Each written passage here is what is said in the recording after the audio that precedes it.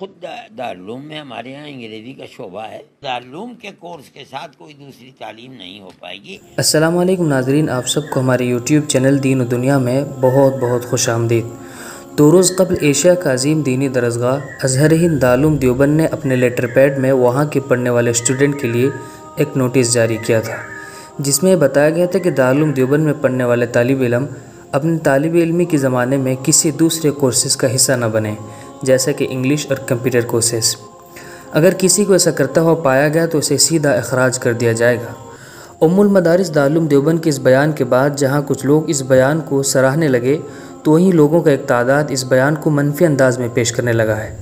اس خبر کے چرچے میں آنے کے بعد مولانا سید ارشد مدنی سے میڈیا نے اسی موضوع پر سوال کیا. دارالعلوم دیوبند کے استاد حدیث اور صدر مدرس مولانا سید ارشد مدنی صاحب نے میڈیا سے گفتگو کرتے ہوئے اس نوٹس کی وضاحت کی. پریس سے بات کرتے ہوئے دارالعلوم دیوبند کے صدر مدرس مولانا سید ارشد مدنی صاحب نے دارالعلوم دیوبند کے نوٹس پر وضاحت کرتے ہوئے کچھ یوں بیان دیا. تو خود دارالعلوم میں ہمارے یہاں انگریزی کا شعبہ ہے. جو طلبہ فارغ ہو جاتے ہیں ہم ان کو اس کے اندر داخل کرتے ہیں. کمپیوٹر کا شعبہ ہے، ظاہر ہے کہ کمپیوٹر بھی عام طریقے پر انگریزی ہی میں چلتا ہے. ہمیں اس سے ہمارا جو کورس ہے، نصاب تعلیم ہے، جو کتابیں ہیں، وہ ہمیں اس کی اجازت نہیں دیتی کہ ہم ان کے ساتھ کسی دوسری چیز کو پڑھیں. اس لیے کہ ہم 6 گھنٹے پڑھاتے ہیں. جو ہم نے پڑھایا ہے اگر اس کو طالب علم مغرب کے بعد یا اور عشاء کے بعد نہیں دیکھے گا تو وہ کامیاب نہیں ہو سکتا ہے. اس لیے ہم نے یہ کہا کہ آپ پڑھنے کے بعد چاہیں انجینئر بنیں، ڈاکٹر بنیں اور ایڈوکیٹ بنیں، جو آپ کا جی چاہے بنیں، لیکن ہمارے یہاں پڑھتے ہوئے آپ جو ہم پڑھاتے ہیں اس کی طرف توجہ نہ دے کر کے کچھ اور پڑھیں. دارالعلوم اس کی اجازت نہیں دیتا ہے.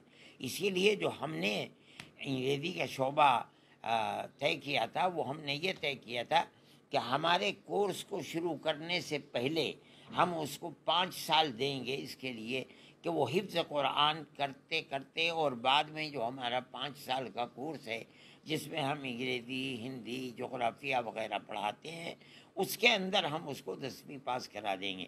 جس دن سے عربی تعلیم شروع ہوگی ہم کوئی چیز نہیں پڑھاتے. اب یہ لوگ آ گئے ہیں، دوسرے لوگ، انہوں نے یہاں سینٹر قائم کر دیے گئے ہیں. وہ طلبہ سے فیس بھی لیتے ہیں اور پڑھاتے ہیں.